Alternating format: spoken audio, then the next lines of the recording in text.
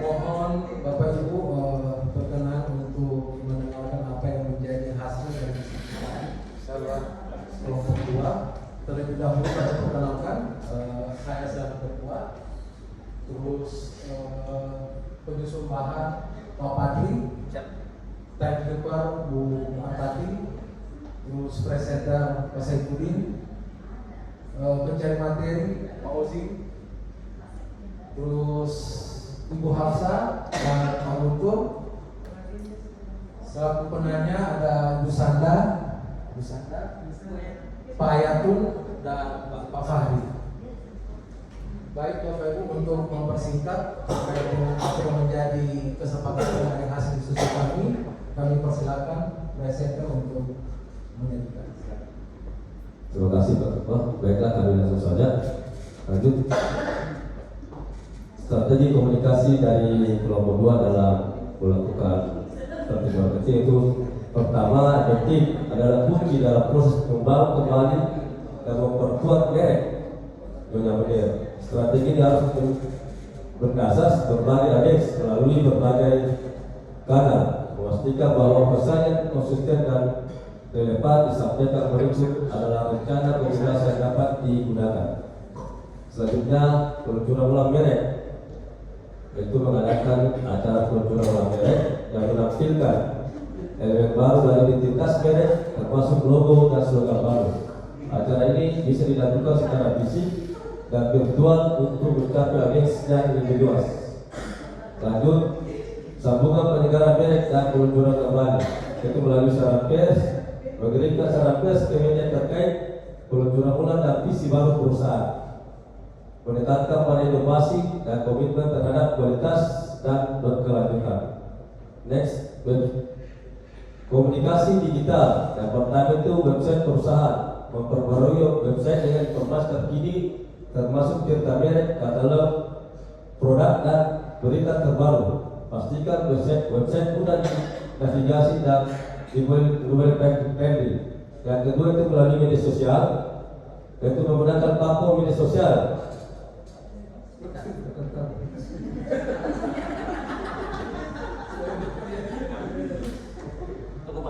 yaitu seperti Instagram, Facebook dan Twitter untuk berinteraksi secara rutin dengan pengikut. Berbagai konten yang melibatkan seperti behind the scenes produksi, peluncuran produk baru dan tips menggunakan produk atau produk. Yang selanjutnya customer service, yaitu ketika komunikasi tentang personal. Yang pertama itu ada customer service, melatih tim layanan pelanggan untuk menyediakan informasi yang cepat dan akurat serta penanganan keluhan yang efisien dan empatik. Dan selanjutnya feedback pelanggan, menyediakan saluran yang mudah bagi pelanggan untuk memberikan feedback baik melalui media sosial, survei online atau telepon langsung. Next, keterlibatan komunikasi dan CSR, program tanggung jawab sosial perusahaan atau CSR, mengembangkan inisiatif CSR yang mendukung keberlanjutan dan kesejahteraan komunitas lokal di komunikasi inisiatif ini secara transparan, jujur kepada publik dan pelanggan. Dan selanjutnya event komunitas, public relation dan media. Yang pertama, hubungan media membangun hubungan yang baik dengan wartawan dan influencer di industri terkait, mengundang mereka ke acara kembali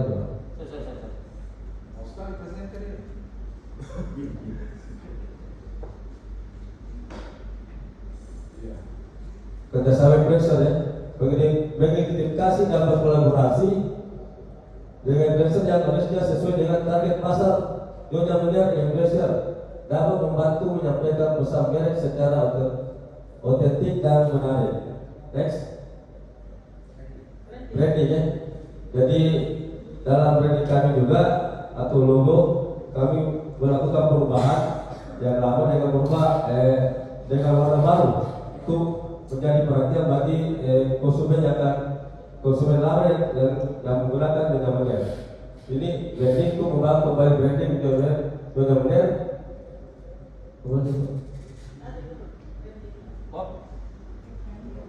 Branding itu membangun kembali branding Nyonya Menir. Itu strategi branding harus menyegarkan citra perusahaan sambil mempertahankan elemen-elemen dan telah membuat merek tersebut dikenal. Berikut adalah rencana untuk brand yang dapat membantu mengembalikan kejayaan Nyonya Menir. Next, definisi ulang identitas merek, nama merek dan logo, slogan. Next, fungsi merek, nilai inti dan target pasar. Strategi komunikasi merek yaitu melalui kampanye iklan dan media sosial. Pengalaman pelanggan itu kemasan produk dan layanan pelanggan. Kerjasama dan kolaborasi yaitu kolaborasi merek dan komunikasi dan CSR. Feedback dan penyesuaian itu melalui analisis feedback dan penyesuaian strategi. Inilah logo lama yang kami akan coba modifikasi dan ubah supaya menarik perhatian bagi konsumen. Logo barunya Pak, inilah logo baru. Menyala abangku.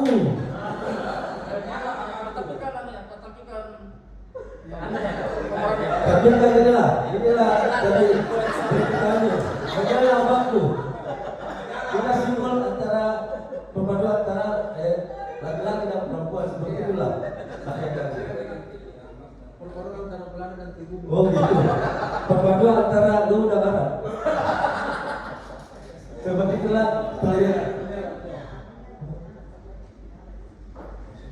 Menyala itu maksudnya semangat dan menambah stamina serta kekuatan lebih lama. Ini arti dari menyala seperti kami dalam memberikan kata menyala seperti itu. Enak di belakang saya. Apa itu? Berhentinya. Oke. Next. Karakter kepemimpinan yang muncul yang pertama, idealis, impress. Karakteristik kepemimpinan transformasional. Itu dan inilah dari hasil rapat versi kami sepakat menunjuk bahwa pemimpin dari direktur utama. Terima kasih. Itulah kami sekilas dari pengawalan kami dari kelompok 2. Terima kasih. Dan yang mulai diwakilkan, mungkin ada yang belum jelas, pertanyaan kami harapkan masukan dan saran dari teman-teman sekalian. Baik Bapak Ibu, itu telah dijelaskan atau disampaikan oleh Pak Said mungkin apa yang menjadi hasil studi kami.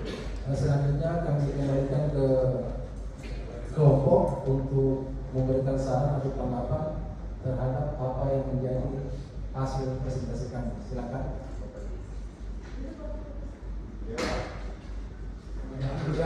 Pak Robert, kelompok 3. Ya, silakan Pak Robert. Kelompok 3. Nek.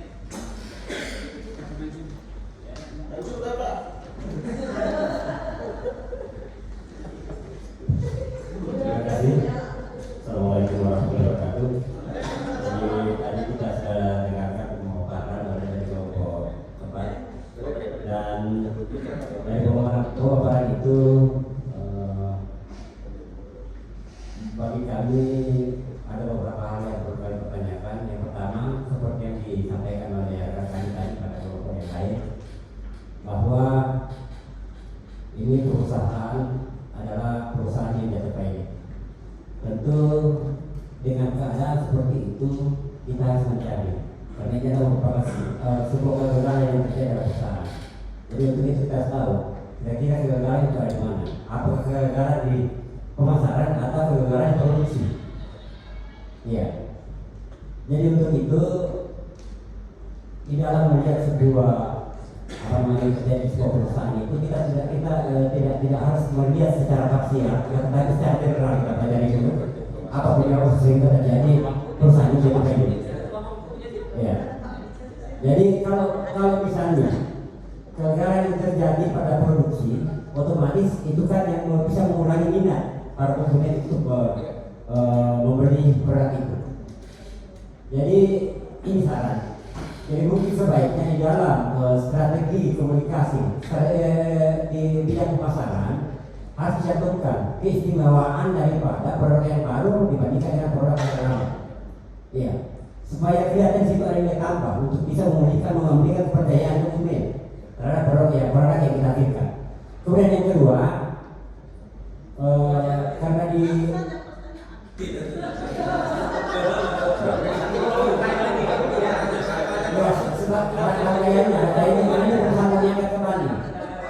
tentu kita memilih seorang pimpinan yang baru dan Bapak telah sepakati kelompok 2 telah menyepakati Pak Lutfi sebagai pimpinan. Kira-kira apa alasannya sampai pimpinan itu jatuh ke Pak Lutfi? Terima kasih.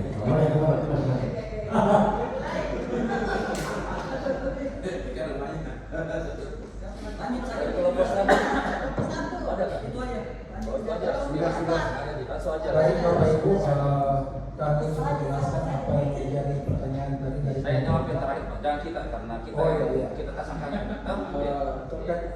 terkait Saya membantu menjawab yang terakhir karena takutnya nanti subjektif kalau saya menjawab mengapa kami memilih beliau. Pertama orangnya kagak. Jadi pemasaran itu mudah. Cewek-cewek itu kalau lihat orang gagah pasti. Satu. Meskipun dia bukan bagian pemasaran, tetapi kalau pemasaran bermasalah pasti dia turun. Kan begitu. Yang kedua, dalam segi kepemimpinan, beliau ini di antara kami semua yang ada dari 10 orang di tim direksi dan pemegang saham ini, beliau yang paling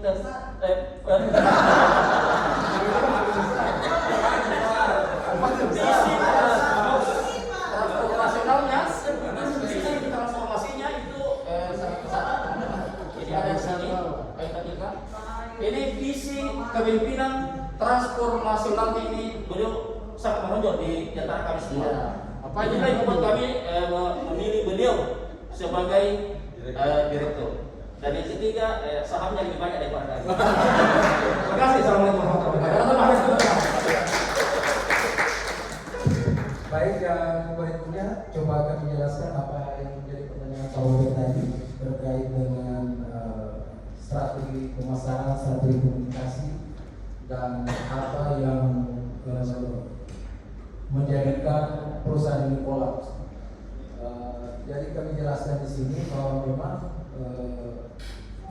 perusahaan ini kolaps sekitar 60%. Terus rata-rata dalam perusahaan itu yang sifatnya kemasan, produksi kemasan, baik itu minuman, makanan dan lain sebagainya, pasti hal-hal yang menyangkut persoalan kenapa bisa kolaps, kenapa bisa tidak lagi diminati oleh para konsumen, pasti mungkin terkait dengan rasanya, kualitasnya, dan ramuan yang terdapat di dalamnya. Nah, itu yang coba kami kembangkan, coba kami olah, baik rasanya, mungkin barangkali yang selama ini sudah sifatnya tradisional sekali, yang sifatnya kejamuan. Kita tahu juga bahwa jamu itu kan sifatnya pahit, asam mungkin. Nah, ini coba kita kolaborasikan dengan rasa manisnya, terus kemasannya juga kita buat lebih baik. Terutama asetnya, Pak. Terutama asetnya. Iya. Terutama asetnya. Terutama kasihan karena ini menyala bambu dan strategi promosi kami dan menjelaskan ini mungkin pada saat launching perdana itu ada di 3 tempat nanti Pak. Iya Pak. Pertama di besok di Maros, terus kedua di Stula di Bali, dan ketiga di tempatnya Ibu Sanda di Walendra. Tidak langsung di Walendra. Mungkin barangkali ada teman-teman yang kasih, saya coba melengkapi yang disampaikan bahwa salah satu penyebab kolapsnya perusahaan karena strategi komunikasinya oleh direksi sebelumnya yang kurang strategi komunikasi. Alhamdulillah setelah Pak Lut bisa Strategi komunikasi ini betul-betul baik eksternal maupun internal itu mantap. Ya saya kira itu. Jadi memang komunikasi yang perlu. terima kasih. Baik, saya tambahkan sedikit juga supaya tidak ada pertanyaan lagi nanti supaya jelas. Jadi ini salah satu juga penyebab kolapsnya Nyonya Menir ini, dia tidak ada inovasi ya, tidak ada inovasi. Dia punya dari logo pun kita lihat tidak ada inovasi. Biasanya salah satu untuk mempertahankan produk itu tetap diminati itu salah satu kemasan juga ya, dari logo itu berpengaruh juga. Nah jadi kami mendesain logo baru dengan rasa kekinian, yaitu menyala abangku. Itu lagi viral ya. Nah, jadi kami ambil itu dan ini ada filosofinya juga. Filosofinya itu jadi begitu mamanya minum, abang akan jadi menyala, semangat lagi gitu. Itulah filosofinya. Siul, silakan.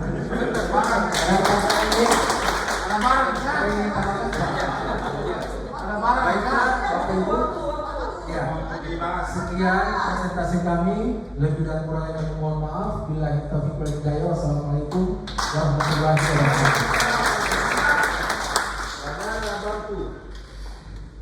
Oke, luar biasa ya.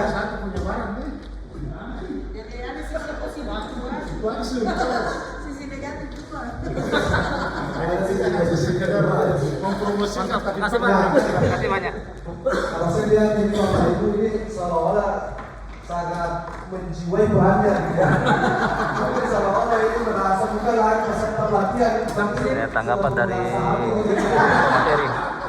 Sampai ada yang kita lihat dulu ini jangan sampai bukan marketingnya, berusaha produksinya lagi terus. Padahal yang kita bahas sebagai dalam topik strategi marketing, strategi komunikasi sektor publik. Harus membahas lagi produksi. Jadi saya merasa ini kayak sudah menjiwai betul ini tadi. Aduh, saya tidak perlu membahas terlalu jauh ya, Bapak, karena waktu kita terbatas. Tadi target kita sebenarnya selesai 10:15. Tapi ada beberapa poin saya kira yang bisa kita ambil dalam membuat branding atau strategi komunikasi aksi perubahan yang akan kita lakukan. Tadi saya pernah catat ya, misalnya ketika kelompok lain sibuk melakukan komunikasi eksternal, tetapi lupa melakukan komunikasi internal. Tadi kelompok berapa? Kelompok 3 yang benar. Bahwa jangan lupa ketika kita baru ingin memulai, ketika dia posisinya di bawah, maka penting memulai dengan melakukan komunikasi internal. Makanya ketika Bapak Ibu menyusun respon, selalu dimulai dulu membangun kurikulum bersama dan membentuk tim. Karena kita mulai dulu dengan komunikasi internal. Oke ya. Kemudian tadi juga karena ini baru, maka tadi ada strategi komunikasinya dengan memperkenalkan ke publik lewat launching. Ya, ini juga bisa menjadi tips bagi kita ya. Ketika kita ingin melakukan aksi perubahan, ketika aksi perubahannya sudah mulai berjalan, maka kita bisa melakukan launching aksi perubahan. Apalagi Bapak Ibu, ada sampai tagline dan logo. Nah ini bagus juga ini. Nah, logonya unik-unik ya, tagline-nya juga unik-unik. Ya. Terlepas dari maknanya, tetapi satu hal yang penting dari situ. Logo dan branding tagline itu mudah diingat dan sesuai dengan target pasarnya. Gitu ya? Nah, sesuai ya? Sesuai ya? Sesuai ya? Itu saya pikir perasaan baru 3 hari tumpahan di sini ya. Kenapa sudah tagline-nya? Ini sepulang setulah nanti apa lagi? Karena kita berasal dari pisang, Pak. Aduh, kacau.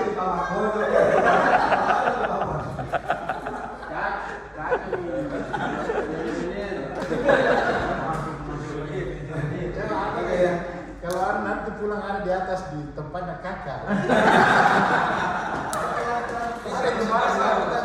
Jamu. Tapi saya penasaran untuk apa dibawa itu daun jauh-jauh dari Iya,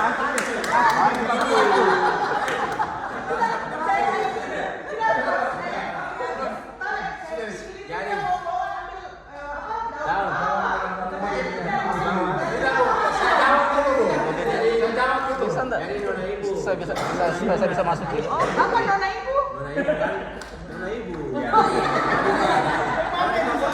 Nanti saya kasih masuk di YouTube pembinaan SD. Kegiatan kami.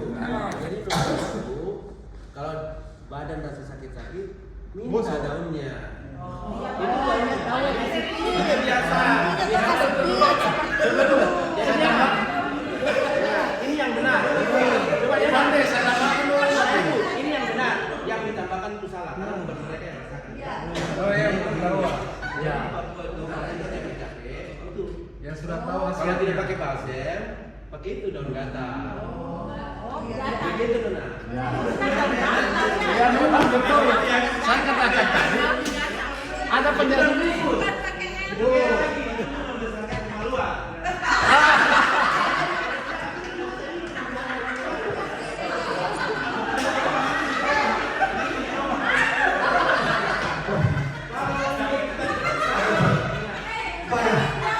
Topiknya itu nanti tengah malam dari sini.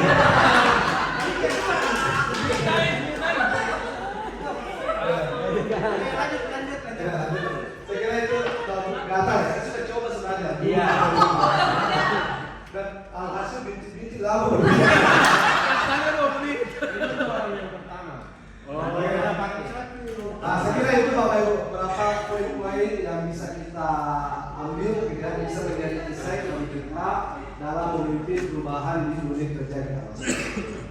Oke Bapak Ibu, saya kira cukup pertemuan kita. Saya ingin, tapi ini sudah dicabut ini. Saya ingin menutup kelas kita dengan sebuah kutipan. Pasti besok itu sama kelas ini. Nanti daun yang dilihat. Ibu menghayal, tadi sudah dijelaskan. Saya sudah jelaskan ada 2. Kenapa dipertanyakan lagi? Berapa ingin sekali ada kakak itu. Ya Bapak Ibu, saya ingin mengutip kelas kita dengan menutup kelas kita dengan mengutip perkataan dari Kang Komar. Ini terkenal sekali dulu ya di dalam pensiun.